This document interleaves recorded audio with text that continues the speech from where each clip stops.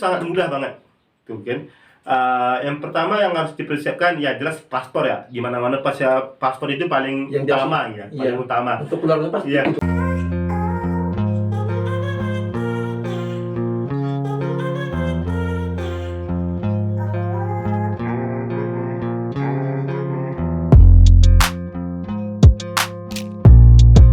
Kembali lagi di channel Asa_kuliah. Apa kabar kalian semua? Semoga kalian baik dan sehat semua ya. Pada kesempatan kali ini saya akan sharing-sharing dengan teman saya yang bernama. Halo guys, perkenalkan nama saya Abdi Rizal. Saya berkuliah di Sulaiman Demirel Universitas Turki, Isparta, jurusan Geografi semester 4. Gitu guys. Oke Abni, kenapa kamu kok kuliah di Turki? Kenapa tidak di negara lain? Kenapa harus Turki? Itu pertanyaan yang sangat menarik dari Cak Sukron ya, guys.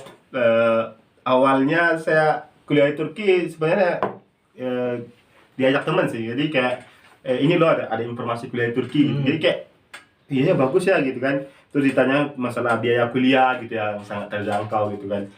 Kalau pada saat itu tuh kalau nggak salah sekitar berapa ya, 1 jutaan lah untuk biaya kuliah gitu. Jadi kayak iya lebih murah dari Indo gitu. Itu mungkin apa gara-gara murah atau apa gara-gara apa gitu?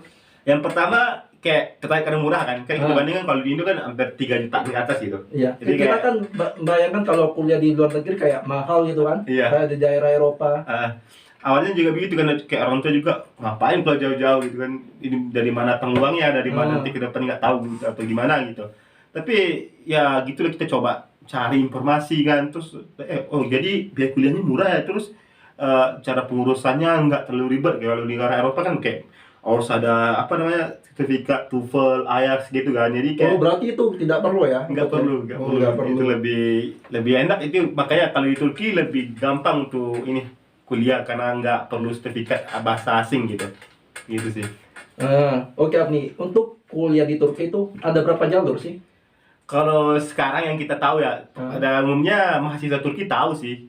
Yang pertama ada namanya jalur beasiswa.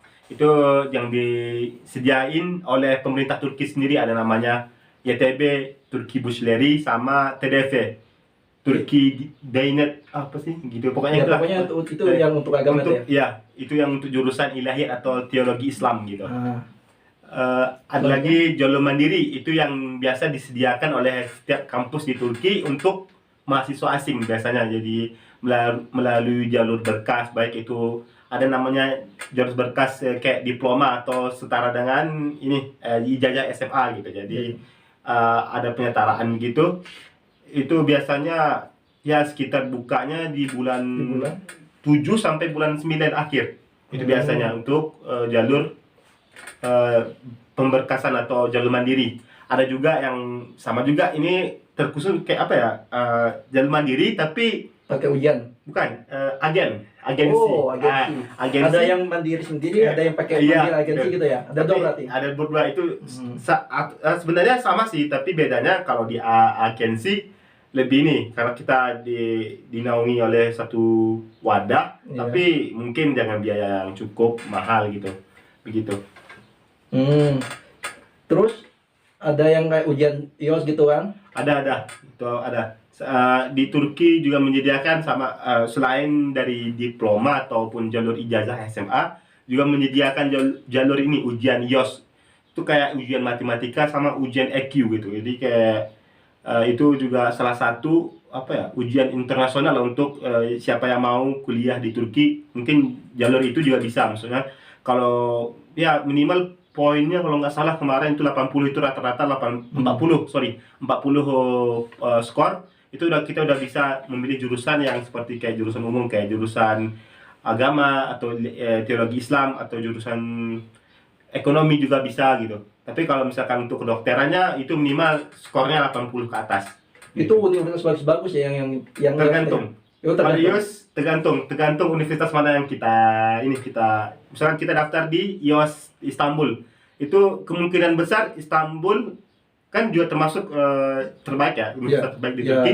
Jadi biasanya mereka menerima gitu, kayak kalau misalkan kita lulus dari IOS Istanbul Unif, itu bisa dipakai seluruh Turki. Oh gitu. Tapi kebalikannya kalau untuk misalkan kayak SDU ke tempat kita sekarang, Suleiman ya, Demirel University. jadi kalau misalkan kita IELTS dari sana, biasanya kalau untuk tembus ke misalnya kayak Istanbul Unif atau Ankara Unif itu agak susah. Karena ya standar peringkat kan, jadi itu perbedaannya. Oh gitu. Untuk nilai IELTS sendiri. Terus untuk mendaftar lewat jalur berkas itu apa saja dokumen-dokumen yang harus dipersiapkan? Itu untuk teman-teman semua, ada tips nih untuk teman-teman yang harus dipersiapkan dari sekarang, boleh, atau mungkin tahun depan ada teman-teman yang pengen daftar gitu kan. Sebenarnya untuk daftar mandiri kuliah di Turki itu sangat gampang banget, nggak perlu ya kata orang kan pakai agensi lah, kok ribet ya kak, atau bang ribet banget ya, gimana cara daftarnya gitu kan. Pasti dari teman-teman banyak yang bertanya gitu ya. Sekarang tuh sangat mudah banget tuh kan. Yang pertama yang harus dipersiapkan ya jelas paspor ya, gimana-mana paspor itu paling yang utama ya, paling utama. Untuk keluar negeri pasti itu paspor ya. Nggak mungkin guys. Kalau KTP gimana mau lewatnya? Jadi paspor yang pertama, yang kedua ada namanya kayak ijazah. Kalau kita misalkan udah selesai kuliah, selesai SMA kan ijazah itu paling penting. Kalau misalkan nggak ada ijazah, biasanya kan ijazah itu dapat mungkin bulan 8 atau bulan 7 gitu kan. Kadang kampus juga ada buka yang bulan 6 gitu, kayak baru-baru ini ada yang buka gitu kan. Jadi yang penting teman-teman dapat surat lulus dari sekolah aja gitu atau ya? SKL gitu, itu nggak SKL kan? Iya, surat keterangan lulus ya. Itu paling penting juga. Jadi kayak pengganti ijazah sementara gitu. Yang kedua ini transkrip raport dari semester 1 sampai semester 5 atau 6. Kalau misalkan udah ada yang 6 sama 6, atau enggak semester 1 sampai semester 5 aja. Itu untuk pemberkasan atau juga foto. Kalau nggak tahu juga, kadang ada kampus itu yang meminta CV, atau juga ada LOI, itu letter of intent, kayak apa, tulis tangan gitu, kayak kenapa kamu ingin kuliah di Turki, terus kenapa kamu mengambil jurusan yang kamu inginkan begitu. Tidak butuh apa? Pakai translate bahasa Inggris atau pakai bahasa Indonesia itu gak apa untuk Enggak. daftar unifnya? Kalau untuk daftar unif kita mesti kan kita pakai bahasa internasional, karena itu kayak sebagai pengantar ya. Jadi kalau misalnya bahasa Indonesia kan, masa ini kan ojanya harus mencari orang yang untuk translate bahasa Indonesia, nggak mungkin kan. Berarti harus disaranin bahasa Inggris dulu. Sebenarnya di Turki itu setelah di bahasa Indonesia ada bahasa Inggris, nanti ada penyetaraan juga. Kalau kita udah lulus misalkan, kita udah lulus di Turki nih, kita berangkat lah, berangkat ke Turki, sampai ke Turki, terus mau daftar ulang nih, penyerahan berkas atau mungkin dokumen-dokumen yang asli mau kayak misalnya itu diperiksa gitu, apakah benar nilai, misalkan Supran dapat nilai 100 gitu kan, diterima di kampus SDU misalkan. Pasti kan nggak mungkin hojanya dari pihak kampus langsung menerima tanpa harus menengok berkas yang asli kan. Dia kayak apa ya, kayak dicek lah gitu berkasnya ini benar nggak ya, asli gitu, atau mungkin nilainya itu palsu atau mungkin editan gitu kan. Pasti lihat dulu kan berkas dokumen yang asli gitu. Jadi selain itu udah kita datang ke Turki, terus sudah daftar ulang, pastinya kita setain lagi, ada namanya kita harus menyetarakan berkas kita sesuai dengan kurikulum Turki sendiri. Jadi kayak berkas kita yang tadi yang bahasa Indonesia atau bahasa Inggrisnya harus diubah dulu ke bahasa Turki begitu. Setelah itu juga setelah di bahasa Turki kan, nanti kita ada namanya kayak media item, pergi ke media item untuk daftar Denklik. Denklik itu setara kayak itu kan setelah keterima kan? Iya, setelah keterima itu prosesnya dari Turki, udah kita dari Turki nih guys. Jadi kayak begitu. Nggak gini. Itu nilai ujian kan teman-teman sekarang kan nggak ada UN kan?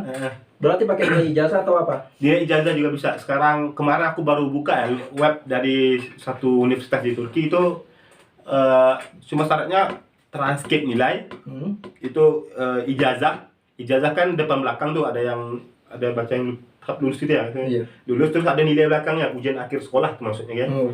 Itu sudah nyetek lah, udah cukup itu. Udah cukup untuk daftar di Turki gitu. Oke, setelah kita udah daftar, seumpama kita udah keterima nih, udah dapat LOA, itu kita harus membuat visa kan?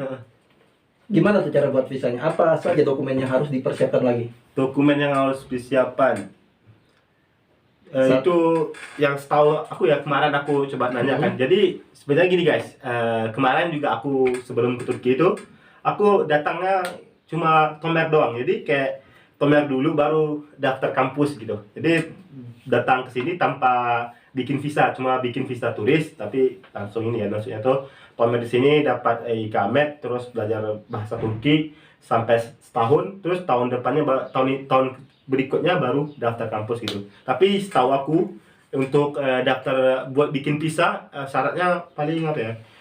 LOA itu yang Iya. itu yang paling penting. LOA kan bukti kelulusan ya, misalnya itu kalau kita udah Oh, terima ada terima namanya di kayak kampus kertas gitu atau pembuktian dari kampus bahwa kita keterima gitu. Yang kedua ada namanya kayak apa ya? Apa namanya? Enggak, gini aku mau sharing juga. Aku juga pernah sih buat visa kayak gitu. Syarat untuk membuat visa itu kita harus dilegalisir dulu nih. Kayak ke Kementerian Pendidikan, Kemenkumham, dan Kementerian Luar Negeri. Itu jasa harus dilegalisir di kementerian Aku tersebut. kurang tahu juga itu ya. Iya. Karena aku juga gak pengurus itu gitu. Setelah itu kita ke kedutaan Turki yang di Indonesia.